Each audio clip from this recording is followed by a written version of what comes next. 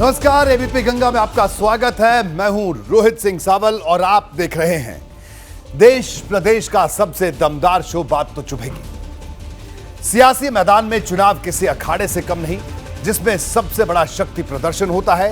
यह ताकत तौलने की वो जगह है जहां आर पार का मुकाबला देखने को मिलता है। एक बार फिर यूपी में विधानसभा उपचुनाव की घंटी बज गई है। रामपुर के स्वार और मिर्जापुर की 96 सीट पर उपचुनाव का ऐलान कर दिया गया है। यहां 10 मई को वोटिंग होगी। उपचुनाव के नतीजे 13 मई को आ जाएंगे।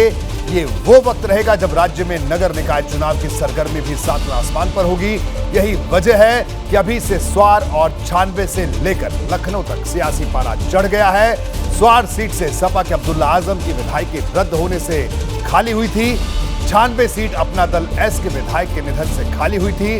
रामपुर में लोकसभा और विधानसभा का उपचुनाव जीतकर भाजपा के हौसले पहले से बुलंद है। अब वो एक बार फिर स्वार सीट पर परचम लहराने के दावे कर रही है। भाजपा ने पिछले साल ये सीट अपनी सहयोगी पार्टी अपना दल एस को दी थी, जिसने नवाब परिवार के हमजा मियां को उम्मीदवार बनाया था। एक बार फिर हमजा मियां यहां से चुनाव लड़ने की दावेदारी पेश कर चुके हैं। अगर उनके नाम पर मुहर लगती है तो मुकाबला फिर दिलचस्प होगा। भाजपा का दावा है कि वो रामपुर जिले में आजम के हर किले को जनता की ताकत से ध्वस्त कर देगी। जाहिर है आने वाले दिन अब चुनावी तापमान के लिहाज से बेहद तपिश भरे रहने वाले हैं। आज बात तो चुभेगी की शुरुआत इसी खबर से। आप बने रहिए मेरे साथ और देखते रहिए बात तो चुभेगी।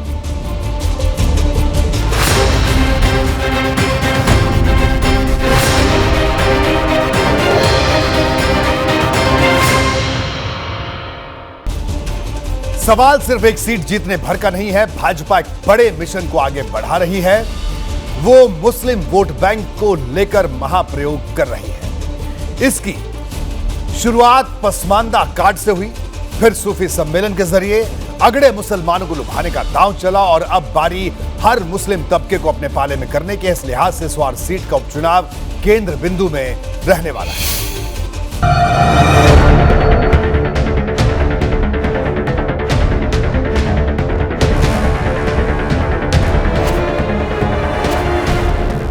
रामपुर की लड़ाई में शोले का नया चैप्टर।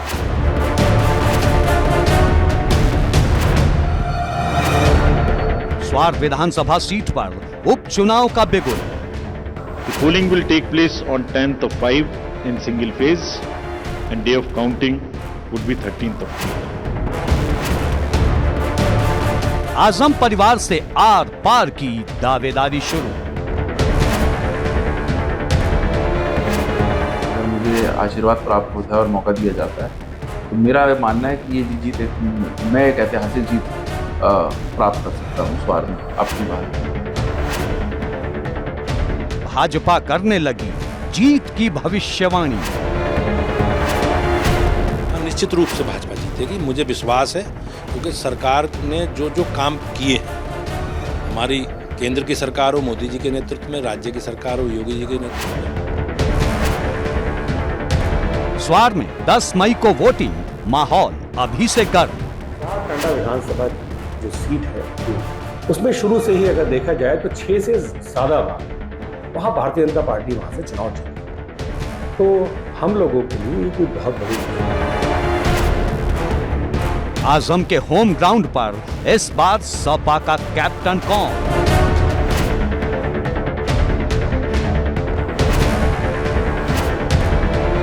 अखिलेश आजम को भाजपा का स्वार चैलेंज।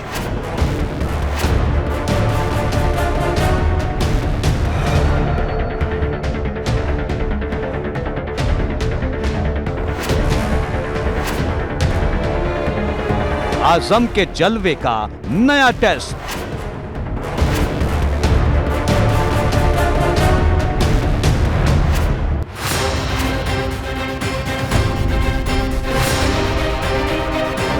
बात तो चुभेगी।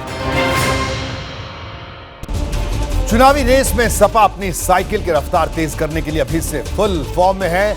अखिलेश यादव खुद पूरे राज्य में धुआंधार दौरे कर रहे हैं, लेकिन भाजपा का दावा है कि सपा की दाल कहीं नहीं गलने वाली। लोकसभा चुनाव के लिए भाजपा मिशन 80 के तहत उन 14 सीटों पर नजरें जमाए बैठी है जहां मुस्लिम वोटरों की बड़ी तादाद है। इस रणनीति को आजमाने के लिए अब स्वार में फिर नया प्रयोग हो सकता है।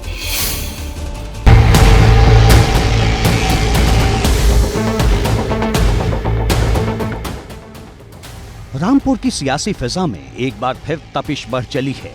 जिले की स्वार टांडा सीट के लिए बच गया है विधानसभा उपचुनाव का बिगुल।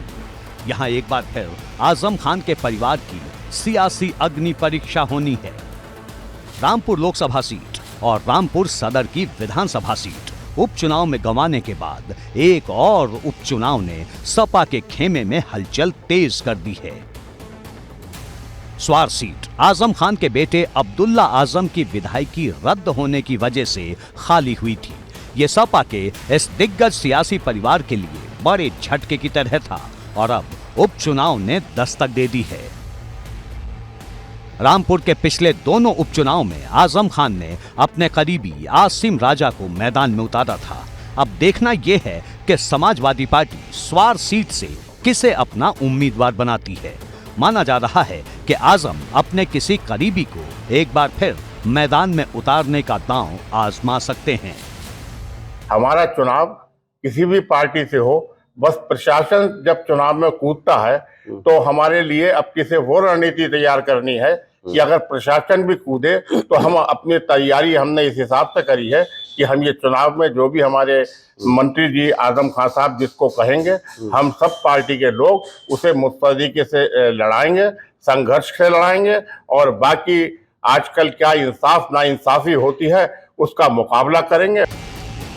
2022 में अब्दुल्ला आजम को स्वार सीट पर भाजपा की सहयोगी पार्टी अपना दल एस के हैदर अली खान और हमजा मियां ने चुनौती दी थी। एक बार फिर वो चाहते हैं कि यहीं से चुनाव लड़े। क्योंकि हमारी पार्टी भी गठबंधन में है जी, तो जो भी फैसला हमारी पार्टी का रहेगा, अनुप्रिया जी का, आशीष जी का और माननीय मुख्यमंत्री जी का जी, उसके अनुसार काम किया जाएगा। लेकिन मुझे उम्मीद है कि जैसे जो वोट मुझे मिले थे जी, अगर मुझे आशीर्वाद प्राप्त होता है और मौका दिया जाता है तो मेरा मानना है कि ये जीत मैं एक ऐतिहासिक जीत प्राप्त कर सकता हूं स्वार में अब की बार। स्वार सीट पर मुकाबले को लेकर भाजपा खम ठोक कर खड़ी है। पार्टी का दावा है कि जैसे लोकसभा और विधानसभा के उपचुनाव में रामपुर की धरती पर फतेह हासिल की, वही इतिहास स्वार सीट पर भी दोहराएंगे। जन कल्याण से जुड़े विषय और आम गरीब आदमी के लिए, उनके उत्थान के लिए जो सरकारों ने काम किए हैं, उन कामों का निश्चित रूप से प्रभाव होगा और भाजपा दोनों सीटें बड़े अंतर से जीतेगी। रामपुर की राजनीतिक जमीन पर अक्सर शोले बरसते हैं। आजम खान के जुबानी हमले के लिए यहाँ की सियासत की देश भर में चर्चा होती है, लेकिन रामपुर सदर सीट पर विधानसभा चुनाव में पार्टी की हार और बेटे अब्दुल्ला की विधायकी रद्द होने के बाद से रामपुर में अब तक आजम खान खामोश ही नजर आए हैं। लेकिन एक बार फिर उनके गरजने का वक्त आ चला है तो भाजपा भी पूरी तरह सावधान है। हम पूरी तरह से तैयार हैं। दोनों उपचुनाव में भारतीय जनता पार्टी प्रचंड बहुमत से जीतेगी। स्वार सीट पर उपचुनाव का नोटिफिकेशन जारी हो चुका है। 13 अप्रैल से नामांकन की प्रक्रिया शुरू हो जाएगी। नामांकन करने के लिए अंतिम तिथि 20 अप्रैल होगी और 10 मई को होगा मतदान। इसके बाद 13 मई को चुनाव के नतीजे आ जाएंगे। रामपुर की स्वार विधानसभा सीट पर लगातार 2 बार सपा से अब्दुल्ला आजम विधायक रहे हैं, लेकिन दोनों ही बार अब्दुल्ला की विधायकी रद्द हो गई। भले ही वजहें अलग रही हों, लेकिन चुनौतियां ना पहले कम थीं, ना इस बार सपा के नए उम्मीदवार के लिए कम होंगी। देखिए, रामपुर जो है समाजवादी आंदोलन का बैशन रहा और इस देश के सबसे अजीम समाजवादी नेताओं में आजम खान साहब ने उस पूरे खित्ते को, दबे कमज़ोर कुचले समाज को खड़ा करने का काम किया। भारतीय जनता पार्टी को ये लगता है कि वो मेंबरशिप से बेदखल करके भारत के समाजवादी आंदोलन से माननीय आजम खान साहब को या हमारे नौजवान नेता विधायक अब्दुल्ला आजम साहब को बेदखल करने का काम कर देंगे। तो ये गलतफहमी भारतीय जनता पार्टी को अपने दिमाग से निकाल देनी चाहिए। स्वार सीट पर 6 बार भाजपा जीत दर्ज कर चुकी है और पार्टी का दावा है कि वो अपनी खोई हुई कामयाबी को फिर यहां सामने लाएगी। देखिए, पार्टी का जो भी निर्णय होता है वो स्वीकार होता है, और जो भी पार्टी का निर्णय होगा हम तो पूरी तरीके से यहाँ के कार्यकर्ता हर तरीके से तैयार हैं, और यहाँ भारतीय जनता पार्टी स्वार टांडा विधानसभा क्षेत्र में ऐतिहासिक विजय की हो। मतलब इस उपचुनाव में भी कमल खिलाएगी भाजपा यहाँ पर? बिल्कुल, हम कह तो रहे, जब नगर विधानसभा सीट जिसमें जब से देश आजाद हुआ था उस सीट पर कभी भारतीय जनता पार्टी नहीं जीत पाई। उधर अब्दुल्ला आजम खान को विधायकी रद्द होने के केस में सुप्रीम कोर्ट से फिलहाल राहत नहीं मिली है। अब्दुल्ला ने रोड जाम करने के मामले में मिली 2 साल की सजा पर रोक लगाने के लिए सुप्रीम कोर्ट में अपील की थी, लेकिन सुप्रीम कोर्ट ने इससे फिलहाल इनकार किया है। इस मामले पर सर्वोच्च न्यायालय ने अब यूपी सरकार से जवाब मांगा है। मामले की अगली सुनवाई 5 अप्रैल को होगी। एबीपी गंगा के लिए ब्यूरो रिपोर्ट। पिछले साल जब स्वार सीट पर विधानसभा चुनाव हुए थे तो पूरे प्रदेश की नजर इस सीट पर थी, क्योंकि यहां भाजपा ने बड़ा दांव चढ़ा था। लेकिन तब नतीजे कैसे रहे थे इसे आपको बता देता हूं। 2022 विधानसभा चुनाव के नतीजों पर अगर नजर डालें तो सपा के अब्दुल्ला आजम लगातार दूसरी बार यहां से चुनाव जीते। अब्दुल्ला आजम 61,000 वोट से चुनाव जीते थे। अब्दुल्ला आजम को 1,26,000 वोट मिले। दूसरे नंबर पर अपना दल एस के हमजा मियां रहे। हमजा मियां को 65,000 वोट मिले थे इस सीट पर। अपना दल एस और भाजपा का गठबंधन था, यानी ये एनडीए के प्रत्याशी थे। हमजा मियां भाजपा गठबंधन के इकलौते मुस्लिम प्रत्याशी थे। बसपा के शंकर लाल को 15,000 वोट इस सीट पर मिले थे। ये इस सीट के 2022 के चुनाव के नतीजों की स्थिति परिस्थिति थी। स्वार सीट पर उपचुनाव क्यों हो रहा है इसे भी आपको विस्तार से बता देता हूं। जी हां, स्वार सीट बेहद महत्वपूर्ण सीट है। स्वार सीट पर उपचुनाव क्यों, इसकी वजह जानिए। 15 साल पुराने केस में अब्दुल्ला आजम, जो कि मौजूदा विधायक थे यहां के, उनको दोषी करार दिया गया। 13 फरवरी को कोर्ट ने अब्दुल्ला आजम को 2 साल की सजा सुनाई थी। 2008 में सड़क जाम करने के एक मामले में सजा हुई। नियम के तहत 2 साल या ज्यादा की सजा होने पर सदस्यता खत्म हो जाती है। 15 फरवरी को विधानसभा सचिवालय ने अब्दुल्ला आजम की विधायकी रद्द की। इसी मामले में कोर्ट ने आजम खान को भी दोषी पाया। आजम खान की विधायकी पहले ही रद्द हो चुकी है। भड़काऊ भाषण के मामले में आजम की विधायकी रद्द हुई थी। विधायकी गंवाने के मामले में अब्दुल्ला आजम ने अनचाहा रिकॉर्ड बनाया। 3 साल में दूसरी बार अब्दुल्ला की विधायकी रद्द हुई। पिछली बार कम उम्र में विधायक बनने के चलते सदस्यता रद्द हुई थी, और इस बार यह स्थिति परिस्थिति यहां पर बनी। 2022 के विधानसभा चुनाव के बाद, यानी बीते 1 साल में यूपी की 6 सीटों पर उपचुनाव हो चुके हैं। इसमें 3 सीटें लोकसभा की रही तो 3 सीटें विधानसभा की। हर बार सियासी मैदान में भाजपा और सपा गठबंधन के बीच जोरदार लड़ाई हुई, आमने सामने की लड़ाई हुई। आपको विस्तार से बताता हूं कि कब कब किस किस पार्टी ने बाजी मारी 1 साल के भीतर। 1 साल में कब कब उपचुनाव हुए, पहले इस पर नजर डालिए। जून 2022 में रामपुर लोकसभा सीट पर उपचुनाव हुए। आजम खान के इस्तीफे के बाद सीट खाली हुई थी। भाजपा के घनश्याम लोधी ने सपा के आसिम राजा को हरा दिया। आसिम राजा को आजम ने प्रत्याशी घोषित किया था, लेकिन बावजूद इसके वो चुनाव हार गए। अब आगे देखिए उपचुनाव कहां हुआ। जून 2022 में आजमगढ़ लोकसभा सीट पर उपचुनाव हुआ। अखिलेश यादव के इस्तीफे के बाद यह सीट खाली हुई थी। भाजपा के दिनेश लाल यादव उर्फ निरहुआ की जीत हुई। निरहुआ ने सपा के धर्मेंद्र यादव को यहां पर चुनाव हराया था। 1 साल में और कहां चुनाव हुआ, देखिए नवंबर में लखीमपुर की गोला विधानसभा सीट पर उपचुनाव हुए।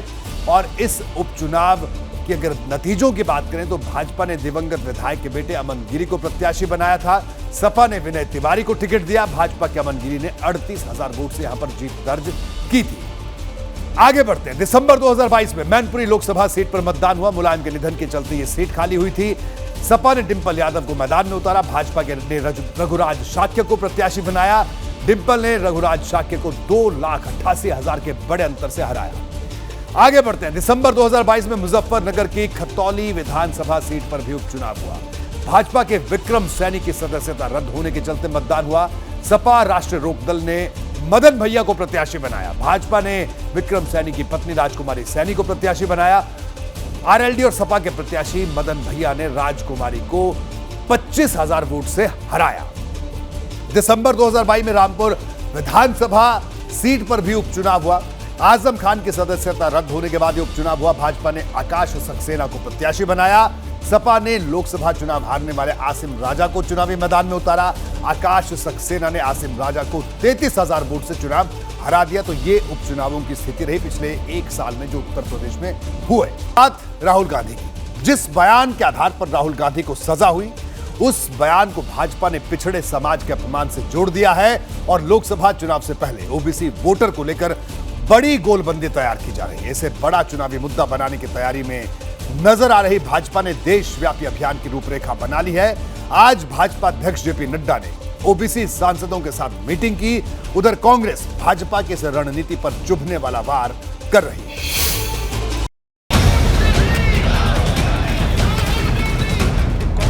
राहुल गांधी की लोकसभा सदस्यता खत्म होने के बाद से देश की सियासत में तूफान खड़ा हो गया है। भाजपा की कोशिश इस मुद्दे पर ओबीसी का रंग चढ़ाने की है। तभी तो राहुल की सदस्यता जाते ही जेपी नड्डा समेत पूरी भाजपा ने कांग्रेस को ओबीसी के मुद्दे पर घेरना शुरू कर दिया। राहुल के बयान को ओबीसी समाज का अपमान बताते हुए भाजपा के ओबीसी सांसदों ने मंगलवार को संसद भवन में प्रदर्शन किया। विजय चौक तक मार्च निकाला गया। राहुल गांधी के खिलाफ नारेबाजी की गई। पहली बार है कि राहुल गांधी ने, गांधी खानदान ने दलित अथवा पिछड़े समुदाय का अपमान किया है। देश की मीडिया, देश की जनता इस बात की साक्षी है कि उन्होंने न सिर्फ ओबीसी समुदाय पर अभद्र टिप्पणी की है। भाजपा इस मुद्दे को लोकसभा चुनाव में भुनाने की तैयारी कर रही है और इसकी रणनीति तैयार कर रहे हैं खुद भाजपा अध्यक्ष जेपी नड्डा। जेपी नड्डा ने भाजपा के ओबीसी सांसदों के साथ बैठक की। इस बैठक में देश भर से ऐसे भाजपा सांसद पहुंचे जो ओबीसी समाज से आते हैं। इस बैठक में राष्ट्रीय संगठन महामंत्री बीएल संतोष समेत ओबीसी मोर्चा के राष्ट्रीय अध्यक्ष के लक्ष्मण भी शामिल हुए।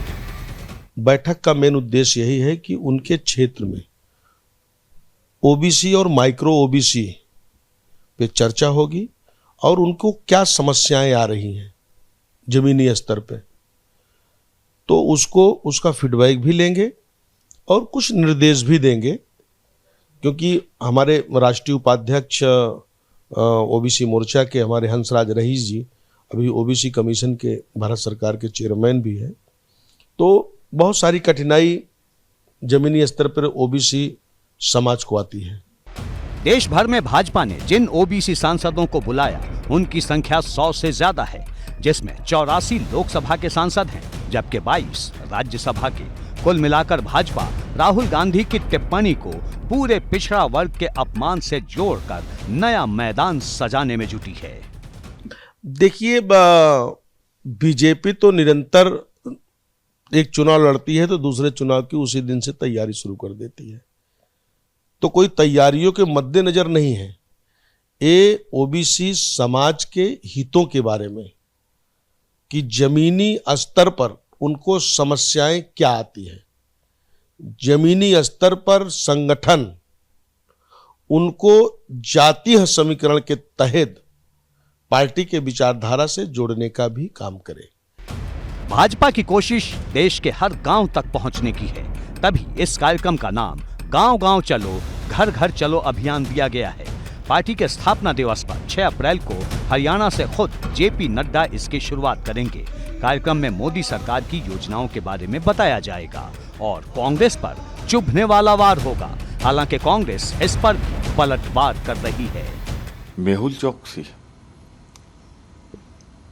जिस तरह दूसरे मोदी, नीरव मोदी, तीसरे और मोदी, इनको बचाने के लिए शर्मनाक ढंग से ओबीसी को बदनाम करने की कोशिश कर रहे हो, जबकि है ही नहीं ओबीसी। राज खुल चुका है, पर्दा हट चुका है। अब राजा को खुद आगे आना होगा और आरोपों पर जांच की घोषणा करनी होगी। सारे प्यादे, सारे वजीर असफल। देश की सियासत में ये सवाल बहुत बड़ा बन गया है कि हिंदुत्व की राह पर चलने वाली भाजपा अचानक ओबीसी वाले ट्रैक पर क्यों चल पड़ी है। इस बीच कांग्रेस के नेताओं ने ये कहते हुए पलटवार शुरू कर दिया कि कांग्रेस के जो 3 राज्यों में मुख्यमंत्री हैं, उनमें से 2 ओबीसी वर्ग से आते हैं। पहले छत्तीसगढ़ के भूपेश बघेल और दूसरे राजस्थान के अशोक गहलोत। राहुल गांधी जी का अल्टीमेटली कहना पड़ा, लोकतंत्र खत्म हो गया। जब जवाब नहीं दिया आप तो आप क्या कहोगे कि राहुल गांधी ने ओबीसी की बेइज्जती कर दी है। देखिए उल्टा चोर कोतवाल को डांटने वाली बात हो गई। तो मैंने कहा भाई मैं खुद ओबीसी का हूं और मेरी कम्युनिटी जो है उसका एक एमएलए सिर्फ है विधानसभा, सिर्फ एक ही है और वो मैं खुद ही हूं। जेपी जी कई बार बनी है, तो जेपी जी बना के आप दूध का दूध पानी का पानी क्यों नहीं करना चाहते हो? यानी लोकसभा चुनाव में ओबीसी वोटर केंद्र बिंदु में रहने वाले हैं। राहुल ने भी ये कहते हुए पलटवार किया था कि भाजपा अडानी के मुद्दे से ध्यान भटकाने की कोशिश कर रही है। एबीपी गंगा के लिए ब्यूरो रिपोर्ट। बात माफिया अतीक अहमद के अपहरण के मामले में अतीक को उम्र कैद की सजा हुई। उसे प्रयागराज से वापस गुजरात की साबरमती जेल भेज दिया गया। लेकिन सियासत पहले की तरह ही अपनी राह पर आगे बढ़ रही है। अब भाजपा ने सपा को अतीक का मददगार बताते हुए उस पर चुभने वाला हमला बोला है। पार्टी के नेताओं का आरोप है कि अखिलेश की कोशिश अतीक के साथ सपा की गहरी दोस्ती के पुराने चैप्टर पर पर्दा डालने की है, लेकिन ऐसा मुमकिन नहीं, क्योंकि उसी दौर में अतीक ने सबसे ज्यादा वारदातों को अंजाम दिया।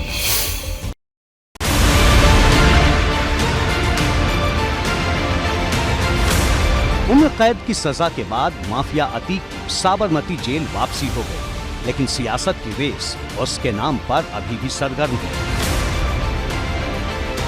अतीक के मामले पर अखिलेश लगातार भाजपा पर हमलावर है और वो भाजपा के नेताओं को ही अतीक का मददगार बता रहे हैं। इस पर भाजपा ने अब चुभने वाला पलटवार किया है।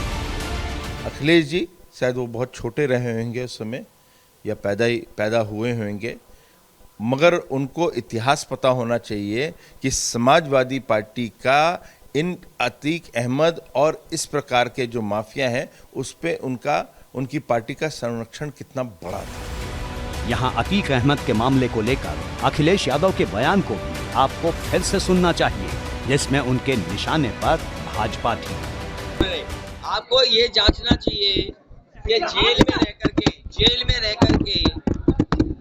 में रह करके उनसे पर्चा भरवाने के लिए चुनाव में कौन कौन से अधिकारी, कौन से भारतीय जनता पार्टी के नेता मिले रहे, और जो कोर्ट का फैसला है वो सबको स्वीकार होगा।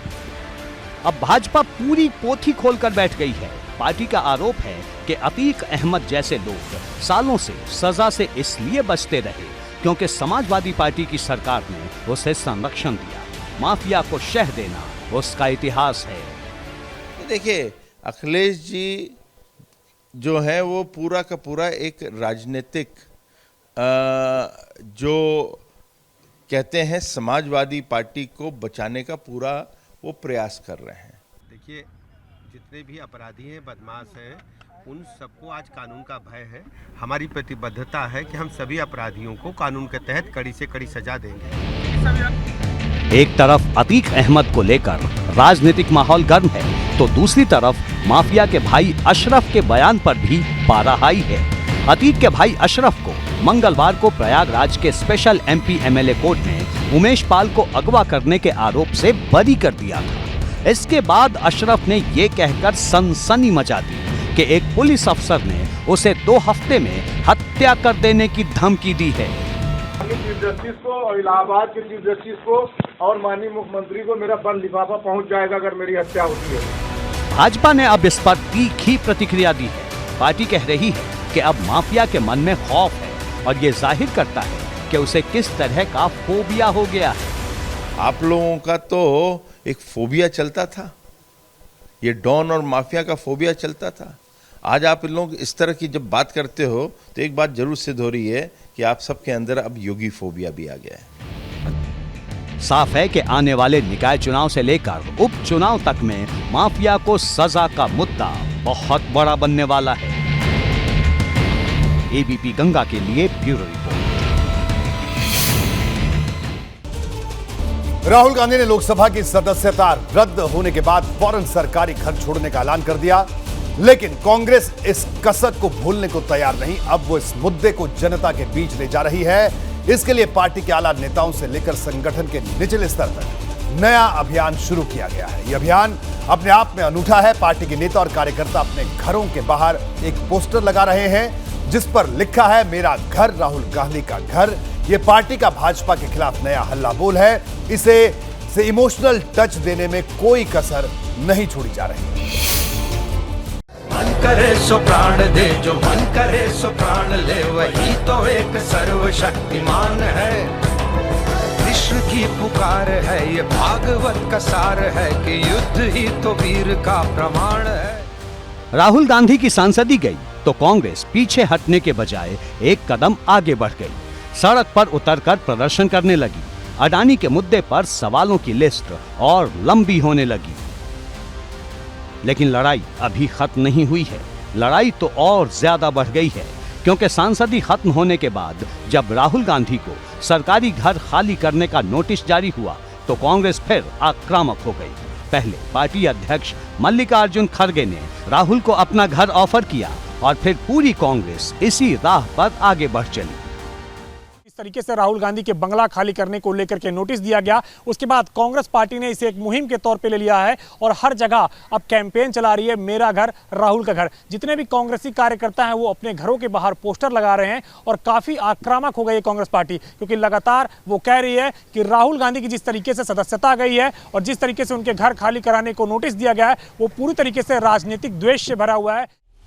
दिल्ली से शुरू हुई लड़ाई उत्तर प्रदेश के हर जिले में पहुंच गई है। कांग्रेस के प्रांतीय अध्यक्ष अजय राय ने अभियान शुरू किया है जिसका नाम है मेरा घर राहुल गांधी का घर।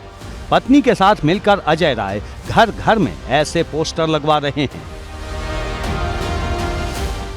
मैं, मेरी पत्नी, मेरे बच्चे सब लोग रहते हैं यहाँ पर। तो राहुल जी को कल ये नोटिस दिया है मोदी सरकार ने कि राहुल जी अपना घर खाली कर दें। और राहुल जी ने पहले कहा था महाधिवेशन में छत्तीसगढ़ में कि मेरे पास मेरा अपना कोई मकान नहीं है। तो राहुल जी का कोई मकान ऐसा नहीं है। हम सब लोग अपना मकान उनको समर्पित करते हैं। ये सारी चीज़ देखिए, हम पत्नी सारे लोगों ने, हम लोगों ने बनाया कि मैं श्री राहुल गांधी जी को का घर है, ये मेरा घर श्री राहुल गांधी जी का घर। राहुल गांधी ने भी कह दिया है कि वो बहुत जल्द सरकारी आवास खाली कर देंगे। चिट्ठी में राहुल ने घर से जुड़ी यादों का भी जिक्र किया। यानी कांग्रेस पूरी तरह से इमोशनल कार्ड चल रही है। कांग्रेस के राष्ट्रीय प्रवक्ता गौरव वल्लभ ने भी वाराणसी से भाजपा पर चुभने वाला प्रहार किया। बात यह है कि लोकतंत्र को बचाना है, बात यह है कि भ्रष्टाचार को खत्म करना है, बात यह है कि किस तरह संवैधानिक संस्थाओं का गला घोटा जा रहा है उसको रोकना है, बात यह है कि किस तरह बेरोजगारी की जो समस्या है उसका निदान दिलाना है। कांग्रेस इस मुद्दे को सीधे तौर पर अडानी केस से जोड़ना चाहती है। यही वजह है कि इस पूरे घटनाक्रम की क्रोनोलॉजी समझाई जा रही है, लेकिन इस पर भी भाजपा चुभने वाला पलटवार कर रही है। राहुल गांधी बहुत बड़े परिवार से आते हैं, लेकिन उनकी सोच बहुत छोटी है। लगातार कांग्रेस के लोग, कांग्रेस के नेता देश के प्रधानमंत्री जी के बारे में अनावश्यक बयानबाजी, बहुत चुभने वाले बयान, जिस प्रकार से लांछित करने वाले बयान, उनकी जाति को लेकर, उनके परिवार को लेकर जिस प्रकार की टिप्पणी कांग्रेस के लोगों ने की, वो निश्चित रूप से निंदनीय है। और माननीय न्यायालय के आदेश पर उन्हें सजा हुई है, उसके कारण उनकी सजता गई है। और एक जो नियम है उस नियमों में उन्हें आवास खाली करना है। सवाल दोनों तरफ हैं, लेकिन एक सवाल लोगों के मन में भी है कि आखिर जब कोर्ट ने राहुल गांधी को 1 महीने की मोहलत दी है तो वो निचली अदालत के फैसले को चुनौती देने ऊपरी अदालत में क्यों नहीं जा रहे? क्या इसके पीछे कांग्रेस की कोई सियासी रणनीति है? एबीपी गंगा के लिए ब्यूरो रिपोर्ट।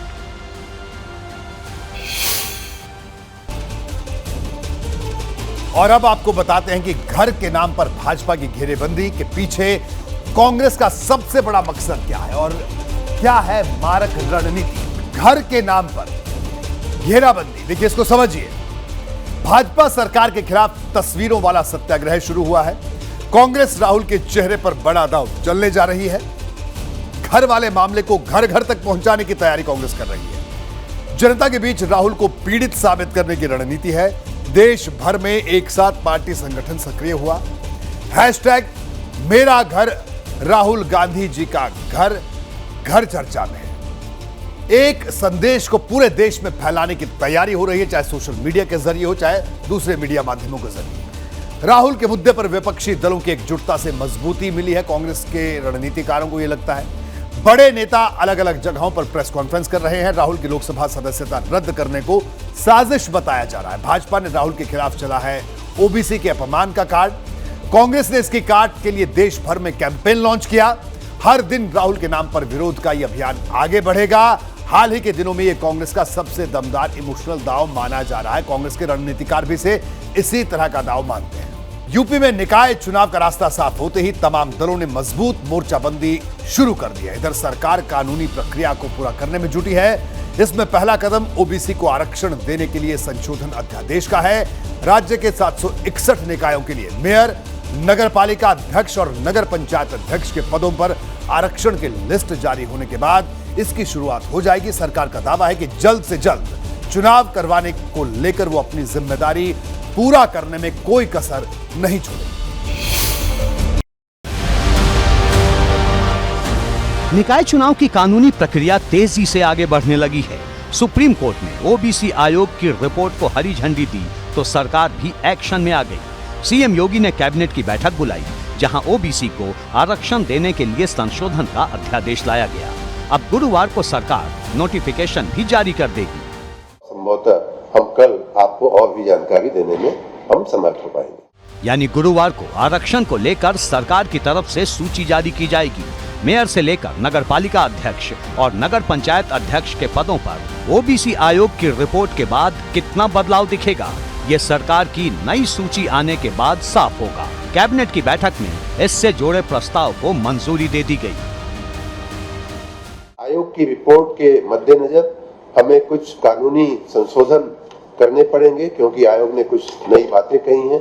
उन बातों के मद्देनजर हमारे जो दो अधिनियम हैं, एक नगर पालिका अधिनियम है और एक नगर निगम अधिनियम है, हमारे राज्य की जो नगर निकायों का जो संचालन होता है जिन अधिनियमों के तहत, उन दोनों अधिनियमों में हमें कुछ संशोधन करना पड़ेगा। उन संशोधनों को करने के लिए हमने आज मंत्रिपरिषद से ऑर्डिनेंस करने की मंजूरी मांगी थी और माननीय मंत्रिपरिषद ने उस ऑर्डिनेंस को करने के लिए अपनी सिफारिश की है।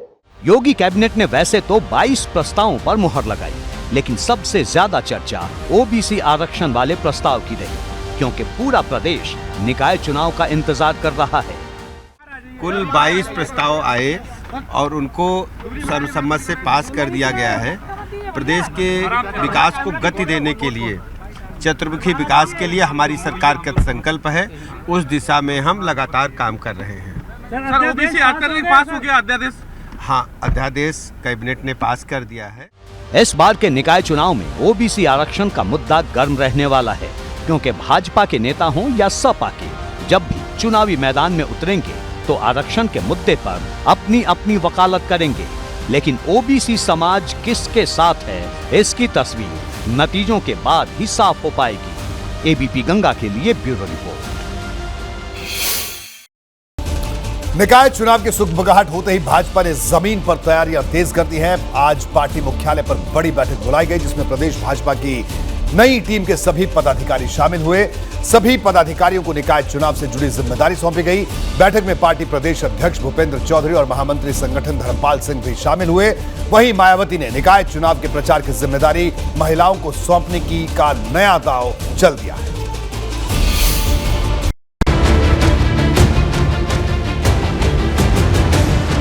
निकाय चुनाव की चर्चा तेज हुई तो भाजपा के खेमे में बैठकों का दौर शुरू हो गया। पार्टी मुख्यालय पर सभी नवनियुक्त 45 प्रदेश पदाधिकारी और 6 क्षेत्रीय अध्यक्ष बुलाए गए।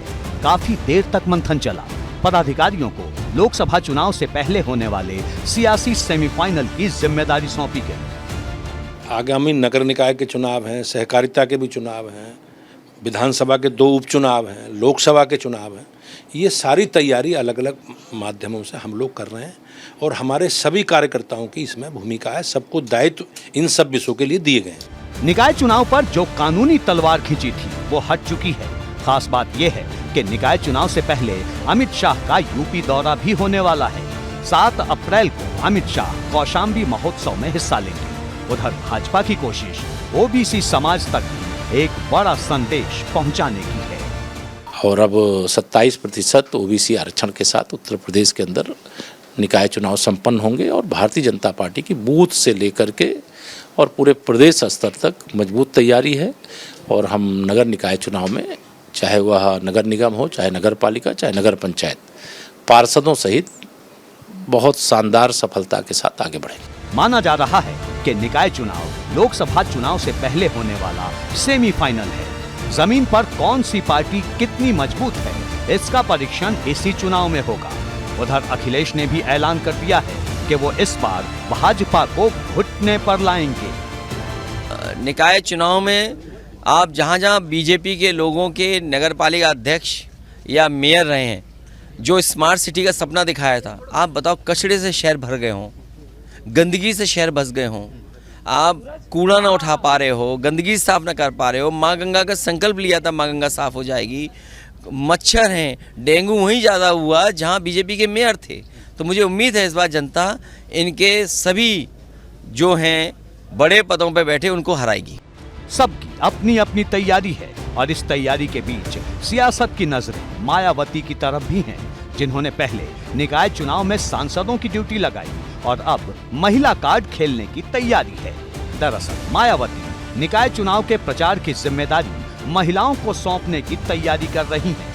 हर बूथ पर महिला टीम का गठन हो रहा है।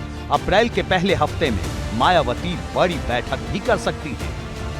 आगामी चुनाव को लेकर बसपा इस बार एक खास रणनीति तैयार कर रही है और ये रणनीति है आधी आबादी यानी महिलाओं को लेकर चुनावी मैदान में उतरने की।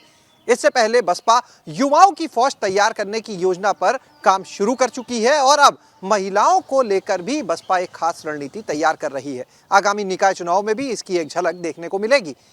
सूत्रों की माने तो बसपा चुनाव को लेकर बूथ स्तर पर महिलाओं की एक पूरी टीम तैयार करने की योजना बना रही है। अमूमन सभी सियासी दलों का फोकस जातिगत और क्षेत्रीय समीकरण साधने पर दिखता है, लेकिन बसपा इस बार इन दोनों समीकरणों को साधने के साथ ही युवाओं और महिलाओं को भी पार्टी से जोड़ने और उनके साथ सियासी मैदान में उतरने की तैयारी में है। सवाल तो ये भी है कि कांग्रेस इस चुनाव में क्या करेगी, क्योंकि इसी चुनाव से तय हो जाएगा कि लोकसभा चुनाव में कांग्रेस की रणनीति सबसे बड़े सियासी राज्य को लेकर क्या रहने वाली है। एबीपी गंगा के लिए लखनऊ से शैलेश अरोड़ा के साथ ब्यूरो। बात अष्टमी और महानवमी पर योगी सरकार की तरफ से दिए गए बड़े संदेश की। सरकार ने पहले ऐलान कर दिया था कि चैत्र नवरात्र में देवी मंदिरों में दुर्गा सप्तशती का पाठ करवाया जाएगा। देवी गायन और जागरण आयोजित करने का भी आदेश था। महाअष्टमी पर कई जगहों से इसकी तस्वीरें आई। अब सबकी नजर कल की रामनवमी पर है, जिसके लिए अयोध्या में जोरदार तैयारियां की गई है। राम की नगरी में इस बार खास उत्सव होने वाला है। अगले साल से रामलला नए मंदिर में विराजमान होने वाले हैं, इसलिए सरकार की कोशिश इस रामनवमी को यादगार बनाने की।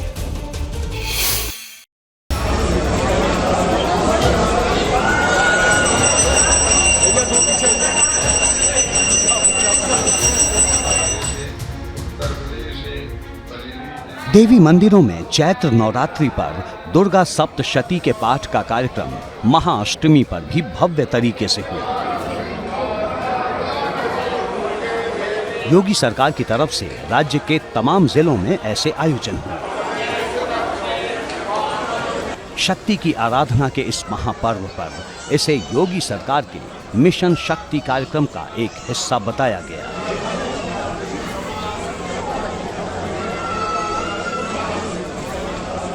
सीएम योगी गुरुवार को चैत्र नवरात्रि की नवमी पर गोरक्षपीठ में सुबह कन्याओं का पूजन करेंगे। हर साल सीएम योगी इस परंपरा को निभाते हैं।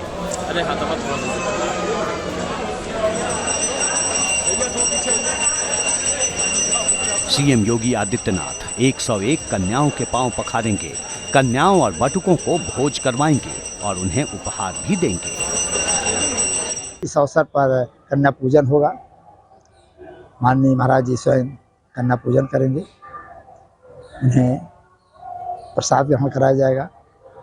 उन्हें वस्त्र दिया जाएगा, उन्हें प्रसाद दिया जाएगा। ये परंपरा भी अनेक वर्षों से चली आ रही है। एक तरफ शक्ति पूजा पर सनातन संदेश दिया जा रहा है, तो दूसरी तरफ अयोध्या में रामनवमी पर भव्य पूजा और आयोजन की तैयारी है। रामलला के अस्थायी मंदिर में रामलला का आखिरी जन्मोत्सव मनाया जाएगा, क्योंकि 2024 में मकर संक्रांति तक रामलला को नए मंदिर में स्थापित किया जाना है। रामलला की प्राण प्रतिष्ठा को लेकर राम जन्मभूमि तीर्थ क्षेत्र ट्रस्ट ने बहुत कुछ साफ कर दिया है।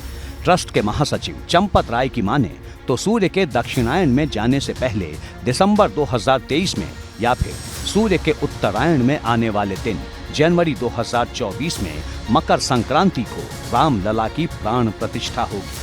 भव्य मंदिर में स्थापित होने वाली रामलला की मूर्ति 51 इंच यानी 4 फुट 3 इंच की होगी। रामलला के गर्भगृह में विराजमान होने से पहले अस्थायी मंदिर में ये आखिरी जन्मोत्सव है। इस मौके पर अस्थायी मंदिरों की फूलों से भव्य शोभा की गई है। यहाँ रामनवमी पर लाखों भक्त पहुंचेंगे, जिन्हें विशेष प्रसाद दिया जाएगा। और निर्माण स्थल पर गर्भगृह फूलों से सज्जा होगी।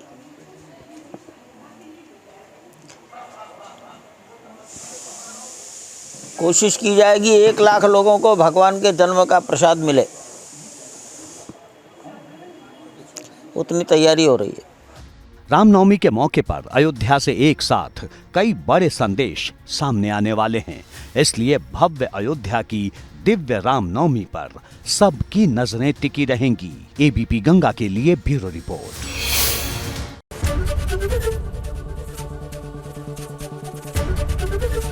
एबीपी गंगा, खबर आपकी, जुबान आपकी।